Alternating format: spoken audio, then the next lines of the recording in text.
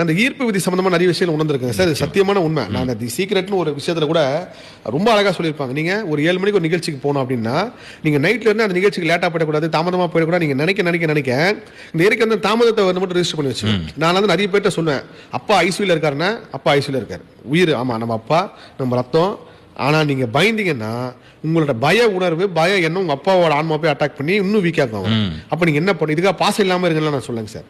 அப்பா இருக்காரு ஓகே, அப்பா வந்துட்டா ஓகே, வரலனாலும் ஓகே, அந்த மனநிலை நீங்க போன இயற்கை உங்க மேல கருணையா கொடுக்கும். நியூட்ரலா இருக்குன்னு சொல்றீங்க. நியூட்ரலா இருக்கு. அது நான் சுமங்களா சொல்லிருக்கேன். அது ஒரு மிகப்பெரிய சக்தி. சமமான மனநிலைங்கன்னப்போ இந்த சேதுராமன் ஐயா விஷயத்துல ஒரு நாளைக்கு முன்னாடி ஒரு விஷயத்தை உணர்றேன்.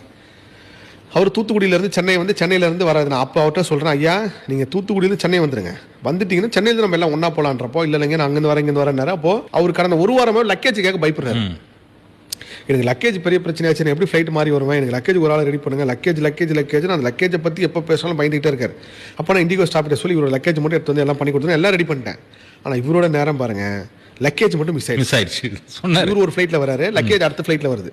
இது எப்படி சார் சாத்தியம்? எல்லாம் கேன்சல் ஆகி லக்கேஜ் அதுல போயிடுச்சு, இவர் கேன்சல் ஆனதுக்கு அப்புறம் வராரு. எப்படி சாத்தியம் அதை சொல்லுங்க? இதுதான் ஈர்ப்பு விதி. அதனால இந்த காணொலி பார்க்குற முருக பக்தராக இருக்கட்டும், சக மனிதராக இருக்கட்டும், எந்த விஷயத்தை நீங்க நினைச்சு அதிகமாக பயப்படுங்களோ அது நடந்துடும். இதனால தான் நம்ம முன்னோர்கள் நல்லதே நினைன்னு சொன்னாங்க.